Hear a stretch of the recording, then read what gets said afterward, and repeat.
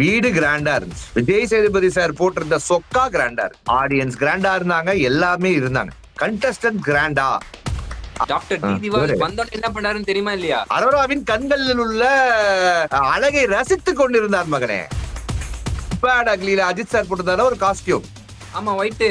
அதை ரீக்ரியேட் பண்ணிருக்காராம். மக்களே நினைச்சிருப்பாங்க இவங்க எல்லாம் பிக் பாஸ் போற அளவுக்கு வர்த்தா அப்படின்னு வந்து நினைச்சிருப்பாங்க. அதை உடைக்கிற வகையில எவ்வளவு இன்டர்வியூ ப்ராசஸ் எப்படி இருந்துச்சு பாத்தீங்களா நீங்க அப்படின்ற மாதிரி இவங்களே. எனக்கு எப்படி தெரியுமா இருந்துச்சு? எனக்கு அப்படி கிடையாது.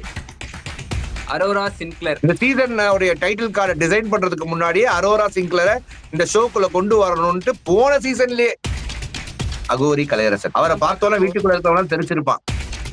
வாட்டர்மெலன் சார் அந்த வீட்டுல 50 நாள் குறைந்தபட்சம் இருப்பார். எஸ், ப்ரோ டிவி நேயர்கள் அனைவருக்கும் உங்கள் தனுஷின் அன்பான பணிவான வணக்கம். Welcome to our show Bigg Boss wishes Joe Michael. So yes அண்ணே, வணக்கம் தம்பி. வணக்கம் வணக்கம். So Bigg Boss season 9 Tamil. ஒண்ணுமே புரியலையே, ஒண்ணுமே புரியலையே. கிராண்ட் லான்ச் எப்படி இருந்துச்சு? கிராண்டா இருந்துச்சா? எப்படி இருந்துச்சு? வீடு கிராண்டா இருந்துச்சு. விஜய் சேதுபதி சார் போட்டிருந்த சொக்கா கிராண்டா இருந்துச்சு. ஒல்லி ஆயிட்டீங்க நீங்க சார், நீங்க ஒல்லி ஆயிட்டீங்க. அது உள்ள கொடுத்த ஸ்கிரிப்ட். எஸ், அதுவும் கிராண்டா இருந்துச்சு. ஆடியன்ஸ் கிராண்டா இருந்தாங்க, எல்லாமே இருந்தாங்க. கண்டஸ்டன்ட் கிராண்டா அப்படின்னு பார்த்தா நம்மள காண்டா ஆக்குறதுக்கு வாட்டர்மெலன் சார் ஃபர்ஸ்ட் அனுப்புறாங்க. அவுட் அவுட் எல்லாம் அவுட் அப்படின்றாங்க. எப்படி சொல்றது? வாட்டர்மெலன் சாரை பார்க்கும்போது ரத்தகன் ராகவேந்திரா சார் மாதிரி நிரம்பி இந்த புடைக்குது பாஸ். ஏன்னா அவ்வளவு தீவிர ஃபேனோ நீங்க? வெண்தரமான ஃபேன் தலைவன் மேல. தலைவன் நின்னா, நடந்தா, படுத்தா, தூங்குனா வேணாம், அதுக்கு மேல நிறைய பேட் வேர்ட்ஸ் வரும். இந்த மாதிரி பல விஷயங்கள் வந்து தலைவன் மேல ஒரு வெறித்தனமான ஃபேன்ஸ் நிறைய பேர் இருக்காங்க. அதுல நானும் கோடான கோடி ரசிகர்ல நானும் ஒருத்தன். ஏன்னா அடுத்த சிவாஜி அவர்களே பிறந்து வந்துட்டாரு அப்படின்னு அவரே சொல்லிப்பாரு. மத்தபடி நல்ல மனுஷன் தான், அவர் ரொம்ப தங்கமான மனுஷன் தான். எல்லாரையும் மா போட்டுதான் பேசுவார். ஓகே வச்சலும் தங்கம் டார்லிங் செல்லும் ஓகே வச்சலும். ஆனா பொண்ணுகிட்ட தான் அதிகமா பேசுவார். நல்லா பேசுவார், நல்லா பேசுவார். நோட் பண்ணீங்கன்னா தெரியும், சென்டர் ஆஃப் தி ஃபிகர்ல அண்ணன் இருக்காரு. சுத்தி கன்னி பெண்கள் அப்படின்ற மாதிரி இருக்காரு எங்க அண்ணன். ஒரு மேட்டர் தெரியுமா? ஒரு மீம் பார்த்தேன். பேட் அக்லில அஜித் சார் போட்டிருந்தாரு ஒரு காஸ்டியூம். ஆமா, ஒயிட். அதை ரீக்ரியேட் பண்ணிருக்காராம். அஜித் சார் தல ஃபேன்ஸ் இல்ல மன்னிச்சிருங்க, இப்படிதான் ஒரு மீமை பார்த்தேன் இப்பதான். அண்ணா எனக்கு என்னன்னா இந்த சீசன்ல உள்ள என்டர் ஆன உடனே ஆடிஷன் பத்தி, இன்டர்வியூ பத்தி எல்லாம் கேட்டுட்டு இருந்தாங்க.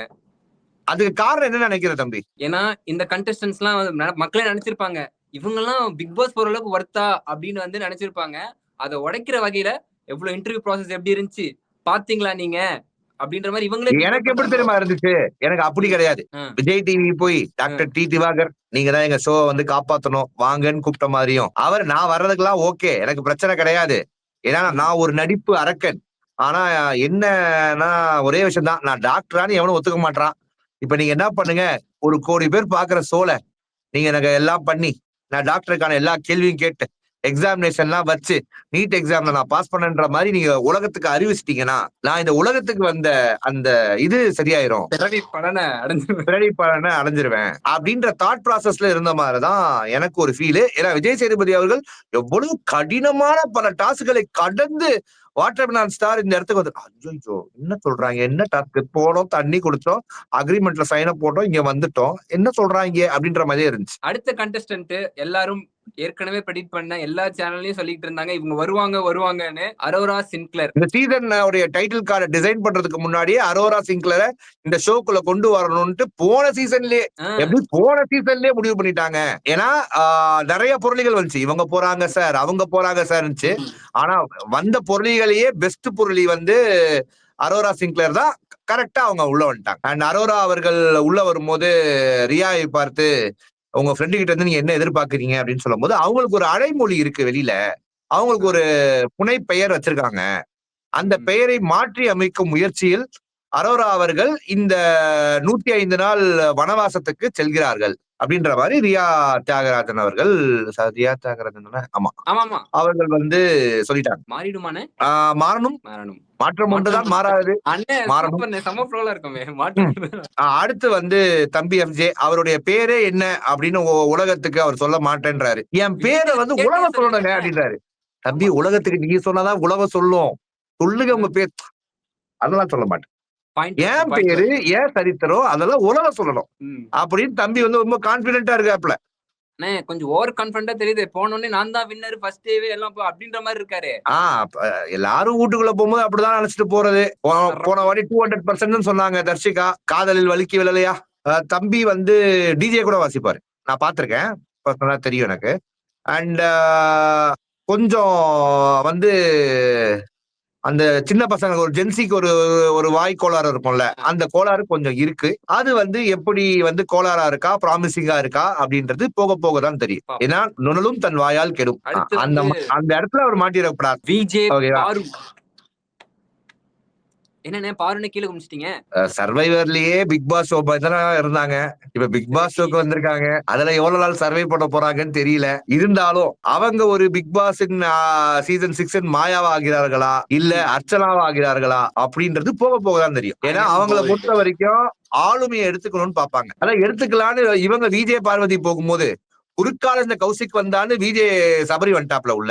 அவரு கூட்டாஞ்சோருக்கு ஆளுமையை எடுத்து பேசிட்டு இருக்காரு. அப்ப பாரு வந்து இதை எப்படி சமாளிக்கிறது, நம்மளை விட எல்லாம் பயரா இருக்காங்களே அப்படின்ற மாதிரி பாரு கண்ணுல ஒரு ஏக்கம் தெரிஞ்சிச்சு. But bold and extremely controversial. கண்டிப்பாக ஃபெமினிசம் என்ற பேரில் பல விஷயங்கள் அந்த வீட்டுக்குள்ள நடக்கும். இப்போ ஒரு மாதிரி இருக்க போகுது இந்த சீசன். கண்டிப்பா. அடுத்து பாத்தீங்கன்னா வந்து துஷார் யாரா, அதுதான் நானும் கொரியன் கேபாப்போட லோ பட்ஜெட் மாதிரி இருக்கே தம்பி, உனக்குன்னு ஒரு ஃபேன் பேஸே வந்துருச்சு. மை ஐஸ் ஆன் துஷார், நாங்க செய்வோம் அவனை உஷார் அப்படின்ற மாதிரி பெண்கள் வந்து இன்னைக்கு வந்து கீழே கமெண்ட்டுகளில் லட்சக்கணக்கான ஓட்டுகளை பதிவு பண்ணிட்டு இருக்காங்க. ஆனா பார்த்தா தமிழ்நாடு பட்டுக்கோட்டை பையன், நம்ம பையன். ஆமா, பாருங்களேன். அது வாய்ஸ் வேற அர்ஜுன் தாஸ் வாய்ஸ் மாதிரி இருக்கு. அவர் பேசுற பார்வதிக்கு வந்து இன்ஃபீரியாரிட்டி காம்ப்ளெக்ஸ். என் வாய்ஸை விட நீங்க அப்படியே என் வாய்ஸை விட ஓவர்டேக் பண்றீங்க போலயே, வாவ் ஒய் அப்படின்ட்டாங்களே. இதெல்லாம் பேசும்போது இவரு என்ன தெரியுதா சார், உங்களுக்கு தெரியாம இருக்குமா சார் நீங்க சார் அது ஒண்ணு பண்ணி காட்டுறீங்களா சார், இந்த நடிப்பு மட்டும் அந்த சிவாஜி மாதிரி பண்ணி காட்டுங்க சார். இதுக்காக துஷாருக்கு நான் ஓட்டு போட மாட்டேன்டா. அந்த கொடுமைய மக்களை பார்க்க வைத்த துஷாரை நாங்கள் வன்மையாக கண்டிக்கிறோம். விஜய் தனுஷின் பின்னாடி இருக்கும் கருப்பு பேக்ரவுண்டே அதற்கு தான் காரணம். நாங்கள் கண்டிக்கிறோம் என்பதை கருப்பு சட்டையை போட்டு வந்திருக்கும். ஐயோ நிறைய பேசுறோவே, அடுத்து கட்சியில சேர்த்துருவாங்களோ. இதை மறந்துட்டேன். நம்ம டாக்டர் டி திவாகர் வந்தோன்னு என்ன பண்ணாருன்னு தெரியுமா இல்லையா? அரோராவின் கண்களில் உள்ள அழகை ரசித்துக் கொண்டிருந்தார் மகனே. அவங்க பேத்தி மாதிரி அப்படின்ட்டு அப்படி நைஸ் அப்படி போயிட்டாரு. இதுவே இன்டர்வியூவா இருந்துச்சு. டி திவாகர் என்ன பண்ணிருப்பாரு, என்ன what nonsense you are talking, என்ன வயசாகுது தெரியுமா, I am still eligible bachelor. English தான் பேசுறாரு அரோரா கிட்ட.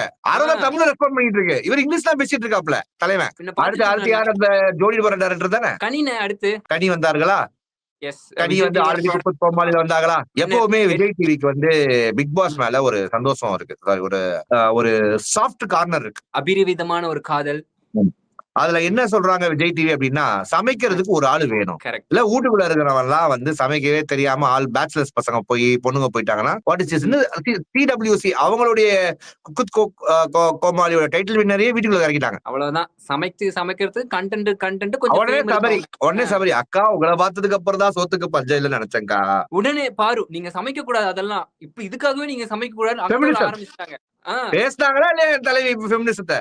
சமயக்கட்டுக்காகவா நீங்க வந்தீங்க, இங்க படிக்கட்டை கட்டுவதற்காக வந்தீர்கள் அப்படின்னு பேசுறாங்களா இல்லையா என் தலைவி? உடனே கனியக்கா இல்ல அதெல்லாம் பண்ணல, ஒன்னும் பிரச்சனை இல்லை அப்படின்ட்டாங்க. நம்ம அனைத்து ராஜதந்திரங்களும் வீணாகின்றதே அந்த மொமெண்ட் தான் பார்வதிக்கு. விஜய் சபரி அவர்கள் விஜய் டிவியின் செல்ல பிள்ளை, நல்ல பிள்ளை. பிக் பாஸில் வெளியில் வரும் அனைத்து கண்டஸ்டன்ட்களையும் போன சீசன்ல முதல்ல நான் வறுத்துக்கிறேன், அப்புறம் நீங்க எடுத்துக்க நான் கருவாட அப்படின்னு சொல்லிட்டு வறுக்க ட்ரை பண்ணி ஒழுங்கா வேகாததுனால எங்க கிட்ட எல்லாம் கொடுத்து நாங்கெல்லாம் இன்டர்வியூன்ற பேர்ல அவங்கள வறுத்து எடுத்து அது வியூஸ் அதிகமா போனதுனால கடையை இழுத்து மூடி நீ கண்டஸ்டன்டா உள்ள போ அப்படின்னு கண்டஸ்டன்டா உள்ள அனுப்பியிருக்காங்க அப்படின்றதுதான் தகவல் மக்களே. இப்பதானே நீங்க சொல்லிக்கிட்டே இருந்த அவளோட எதிர்பார்த்த பிரவீன் காந்தி அவர்கள் தலைவன் உள்ள வரும்போது எனக்கு முகம் தெரியல, ஏன்னா தலையில ஒரு தொப்பி போட்டிருந்தாரு. நானும் விஜய் டிவில ஒரு மெஜிஷியனை கூப்பிட்டாங்க அப்படின்னு நினைச்சேன்.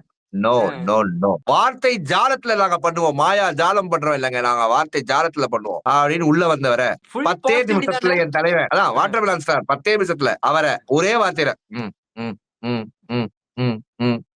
தலையாட்டி என்ன கை பிடிச்சிருத்தியா அந்த மொமெண்ட் கொண்டு வந்துட்டார். இங்க இருக்கிறவங்க எல்லாம் பெரிய ஆட்கள் சார், அவங்க 4 வருஷம் இருந்திருக்காங்க, இவங்க 5 வருஷம் இருந்திருக்காங்க. இவங்க ஒரு டான்சர் சார். அந்த மாதிரி இவங்க சிங்கர் சார். சிங்கர். கெமி ஒரு சிங்கர் சார். பல விஷயங்களை சொல்லிட்டு இவங்க எல்லாம் இதெல்லாம் பண்ணிருக்காங்க சார். இவங்க எல்லாம் பாப்புலர் சார். ஆனா இவங்க இருக்கிற அதே இடத்துல ஒரே வருஷத்துல நான் வந்திருக்கேன் சார். அதனால நான் தான் சார் பெரிய ஆளு இந்த வீட்லயே அப்படின்னு பிரவீன் காந்தி அப்படின்ற மேட்ச். அப்படிதான் கெமி வராங்க உள்ள, பாஸ்கெட் பால் பிளேயர் அப்படின்ட்டு வந்தாங்க. வந்த உடனே ப்ரோமோ எல்லாம் மாசம் முடிச்சுட்டு அவங்களை பத்தி சொல்லுங்க. கெமி அவர்கள் ஒரு multi talented and strong woman. அதுல எந்தவித மாற்று கருத்தும் கிடையாது. தனக்குள்ள எந்த சோகத்தையும் வெளிக்காட்டாம சுத்தி இருக்கிற அனைத்து பேரையும் சிரிக்க வைக்கிறதுல கெமி அடிச்சுக்க ஆளு கிடையாது. ரைட். ஆனா அதை வந்து எவ்வளவு தத்ரூபமாக பண்ணுகிறார்கள் இல்ல ஃபேக்கா மாட்டிக்கிறாங்களா அப்படின்றத மட்டும்தான் நம்ம பாக்குறோம். ஆதிரை சவுந்தரராஜன் அவர்கள் 6வது சீசனில் வந்த 7வது சீசனில் வந்த பூர்ணிமா அவர்களுடைய நெருங்கிய தோழி அப்படின்றது சோசியல் மீடியால வந்துச்சு. சொந்தக்காரங்கன்னு சில பேர் சொல்றாங்க.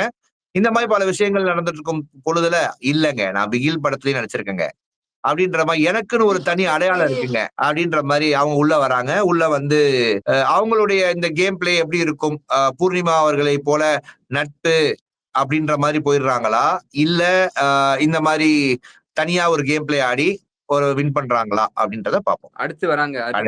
டாப் 10 மூவிஸ் மாதிரி பேச வச்சிட்டீங்களா? Top 20 Ramya Joe. அவங்களுக்கு வந்து ஒரு பெரிய ஃபேன் ஃபாலோவிங் இருக்கு ஊர் பக்கத்துலயா. என் தலைவி ரம்யா ஜோ எங்கடா அப்படின்னு வந்து எல்லாருமே வந்து கீழே கமெண்ட்ஸ்ல கொந்தளிக்கிறாங்க. ஓகேவா? அந்த பொண்ணுடைய கடந்து வந்த பாதை வந்து ரொம்ப உருக்கமான ஒரு பதிவா இருக்கும் அப்படின்ற மாதிரி எல்லாரும் சொல்றாங்க. சோ அவங்களுடைய ஸ்டோரிய இந்த உலகத்துக்கு வந்து ஃபுல்லா எலாபரேட்டா பண்றதுக்காக அவங்க வீட்டுக்குள்ள வந்திருக்காங்க. அது வந்து ஓரளவுக்கு ப்ராப்ளம். பட் அவங்களுக்கு வந்து இந்த சுத்தி இருக்கிற நபர்கள் இவங்க எல்லாம் எப்படி பிஹேவ் பண்ணுவாங்க இந்த தாட் ப்ராசஸ் இருக்க வாய்ப்புகள் இருக்கு. அதுல அவங்க எப்படி அவங்கள சுதாரிச்சுக்கிறாங்க அப்படின்றத நம்ம பொறுத்து இருந்தா பார்ப்போம். கானா வினோத் அவர்கள் எப்பவுமே ஒரு கானா பாட்டுக்காரரை எடுப்பாங்க. கரெக்ட். எல்லா சீசன்ல மேண்டேரியா வந்துகிட்டு இருக்கு. அடுத்து வந்து வியானா அவர்களும் ஒரு மாடல் படங்கள் எல்லாம் பண்ணிட்டு இருக்காங்க. 2 படம் பண்ணிருக்காங்க. யாரு போன சீசன் நம்ம பிக் பாஸ் ராணவ் அவர்களோட ஒரு படம் பண்ணிருக்காங்க. இந்த வாட்டி விஜய் டிவில போயிருக்காங்க. கியூட்டா இல்ல வீட்டுக்குள்ள இருந்தா ரன்னர் கொடுக்குறாங்க அப்படின்னு போன சீசனுடைய பொருளையை நம்பி கியூட்டா இருக்கீங்க சார் அப்படின்னு சாருக்கு போனோடனே ஐஸ வச்சு சுனிதா அவர்களுடைய பால் போன வாட்டி சுனிதா என்ன பண்ணாங்களோ அதை இந்த வாட்டி விஹானா ஸ்டேஜ்ல பண்ணி இந்த அம்மாக்கு எப்படா சொல்லி புரிய வைக்கிறது விஜய் சேதுபதிக்கே ஷூன்னு வந்து அந்த மாதிரி விஷயங்கள்லாம் பார்க்க நம்மளால முடிஞ்சு. ஆனா பிரவீன் அடுத்து வந்தது பிரவீன். ஏன்னா விஜய் டிவியில் வெளியில இவிபிக்கு வரும்போது அதிக மழை பெய்த காரணத்தினால் ரெயின் கோட்டை வந்து போட்டு கொண்டு வந்தார். ஆனா அந்த கண்ணாடி போட்டிருந்தாரே எனக்கு தெரிஞ்சு லேலடாக்கு பைக் ட்ரிப் போனவர கையில கிளவுஸ் எல்லாம் போட்டிருந்தார். பைக் ட்ரிப் போனவர ஆள் இல்லாத காரணத்தினால் அலேக்கா தூக்கிட்டு வந்து பிக் பாஸ் ஷோக்குள்ள விட்ட மாதிரிதான் நம்மளுக்கு தெரிஞ்ச மக்களே. சுபிக்ஷா அவர்கள் மீனவ இதுல இருந்து சமுதாயத்துல இருந்து அவங்க அப்பாக்காக நிறைய நாள் கடலுக்கு போய் அப்பா பாசம் புள்ள பாசம் அந்த மாதிரி அந்த சமுதாயத்தை நான் மக்களிடையே வந்து நாங்க படுற கஷ்டம் துயரம் அதே போல எங்களால இங்கெல்லாம் வந்து சாதிக்க முடியும்ன்றதை நாங்க ப்ரூவ் பண்ணணும் அப்படின்ற ஒரு நல்ல நோக்கத்தோட வந்திருக்காங்க அந்த புள்ளைக்கு. கண்டிப்பா அந்த புள்ளையோட கேம் பிளே நல்லா இருந்துச்சுன்னா கண்டிப்பா என்னோட சப்போர்ட் அந்த புள்ளைக்கு இருக்கும். அப்சரா சிஜே அவர்களும் ஒரு நல்ல மாடல். ஒரே வாட்டி அவங்க வந்து ஒரு ரேம் ஷோல டிரான்ஸ் குயின் அப்படின்ற ஒரு ரேம் ஷோ சென்னையில நடக்கும்போது நான் அந்த ரேம் ஷோடைய ஜட்ஜா இருந்தேன். நான் அப்பதான் அவங்களை ஃபர்ஸ்ட் பார்த்தேன். அண்ட் அவர்கள் வந்து ரொம்ப திறமையான ஒரு மாடல். திருநங்கைகள் நிறைய கஷ்டப்படுறாங்க இருக்கும் கேலி கிண்டல ஆளாதவர்கள் அதெல்லாம் கடந்து வந்து இன்னைக்கு அவங்க சாதிச்சிருக்காங்க. பிக் பாஸ் வீட்டுக்குள்ள போயிருக்காங்கன்னா அவங்க இருந்து எதிர்பார்ப்புகள் அதிகமா இருக்கும். ஷிவின் அவர்கள் அந்த பிக் பாஸ் வீட்டுக்குள்ள போய் நிறைய சாதிச்சு லாஸ்ட் 3ல இருந்தாங்க, டாப் 3ல. அதே போல அப்சரா அவர்களும் வருவார்களா அப்படின்றத நம்ம பொறுத்திருந்தா பார்ப்போம். அடுத்து விஜய் நந்தினி. இவர்கள் யார் அந்த விஜய் நந்தினி அப்படின்னு உலகமே தேடி கொண்டிருக்கும் போது இருக்கேங்க அப்படின்ட்டு ஓபன் பண்ணா ஃபிட்னஸ் ஃப்ரீக். போன வாட்டி ஃபிட்னஸ் ஃப்ரீக்கா ஒருத்தங்களை அனுப்பிச்சாங்க வர்ஷினி. இந்த வாட்டி இவங்களை அனுப்புறாங்க. ஆனா அத்தனை பேரையும் ரெடி பண்ற ஜிம் என்னமோ ஸ்லாம் தான். விக்ரம். ஆனா எனக்கு ப்ரோமோ பிக் பாஸ் ஏவிலே வந்து இந்த ஏவி ரொம்ப ஜாலியா ஃபன்னா இருந்துச்சுன்னு.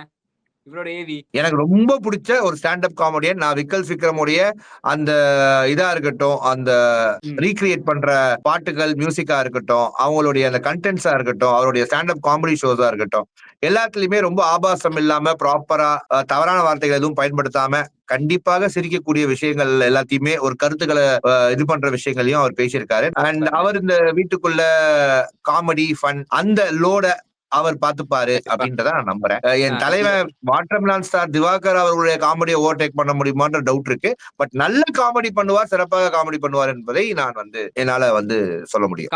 கமருதீன் அவர்கள் பேசிக்கலா ரொம்ப கஷ்டப்பட்டு ஒரு பேக்ரவுண்ட்ல ஒரு மிடில் கிளாஸ்ல நான் ஒரு ஹீரோ ஆகணும் அப்படின்னு என் ஃப்ரெண்ட்ஸ் எல்லாம் சொல்லி நான் ஐடி பேக்ரவுண்ட்ல இருந்தேன், நான் ஹீரோ எல்லாம் ஆகணும் அப்படின்றதுக்காக எனக்கு இந்த வாய்ப்புகள் கிடைச்சிச்சுன்னு சொல்லி அவருடைய இதை சொன்னார். அவருடைய வளர்ச்சியும் கடினமான உழைப்புல வந்த வளர்ச்சி தான். கடைசியா தான் வந்தாரு விநாயக் மாதேவ் அப்படின்ற மாதிரி எல்லாரும் எதிர்பார்க்காமல் என்ன வேணா சொல்லலாம், அப்படியாப்பட்ட ஒரு கண்டஸ்டன்ட் அகோரி கலையரசன். அதாவது இவிபில பேசிக்கலா சுடுகாட்டுல கட்டியிருக்காங்க அப்படின்ற ஒரு நிறைய பொருளிகள் சோசியல் மீடியா சுத்திட்டு இருந்ததுனால படுத்து தூங்கும் போதெல்லாம் நிறைய சவுண்டுகள் கேக்குது. இதை கட்டுப்படுத்த எங்களை காப்பாற்ற யாராவது வருவார்களா அப்படின்ற பழைய 8 சீசன்ல கண்டஸ்டன்ஸ் ஃபீல் பண்ணிட்டு இருந்த தருவாயில கொண்டு வந்துட்டோம் அப்படின்னு சொல்லி அந்த வீட்டுக்குள்ள இறக்கி இருக்கவர் தான் அகோரி கலையரசன். அவருடைய முடிதான் அவரோட அடையாளமா இருந்துச்சு. ஆனா அந்த முடியை கட் பண்ணி வீட்டுக்குள்ள இறக்கி விஜய் சேதுபதி அவர்கள் முடிக்கு தைலம் கொடுங்க, ஆயில் கொடுங்க அப்படின்னு கேட்கிற அளவுக்கு ஒரு பிரம்மாண்டமாக ஒரு மார்க்கெட்டிங்கை கொடுத்து அந்த வீட்டுக்குள்ள போயிருக்காரு. அவரை பார்த்தோன்னா வீட்டுக்குள்ள இருக்கவங்க தெரிஞ்சிருப்பான், இது என்ன நம்ம பிக் பாஸ் அப்படின்ற மாதிரி யோசிச்சிருப்பாங்க.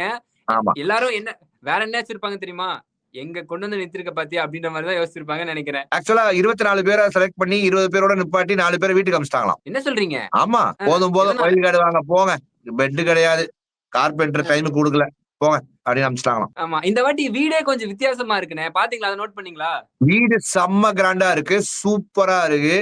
இருக்கிறதுலே இந்த சீசன்ல வாவ் அப்படின்னு பார்த்தது வீடுதான். இருந்தாலும் அந்த வீட்டுல உள்ள ஒரு குறைபாட என் தலைவர் வாட்டர்மெலன் கண்டுபிடிச்சாரு. ஸ்விம்மிங் பூல் இவ்வளவுதானா அப்படின்னாரு. பாத்தீங்களா? அது மட்டும் அவருக்கு கண்ணுக்கு தெரிஞ்சிருக்கு போலயே.